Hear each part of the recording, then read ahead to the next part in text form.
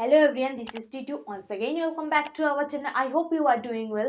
So let's get started today's class without any further delay. So today's class topic is I was or I were. So today we will discuss about I was or I were difference. First one is I was. I was means is used to talk about something that happened or was in the past. So first one is I was. It means is used to talk about something that happened or was in the past. Simply we can say is used to talk about past. For example, I was happy yesterday. Yesterday means past, and today means present.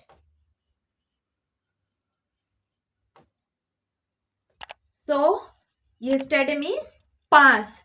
And next, I were means it used to imagine or talk about something that is not real or imaginary.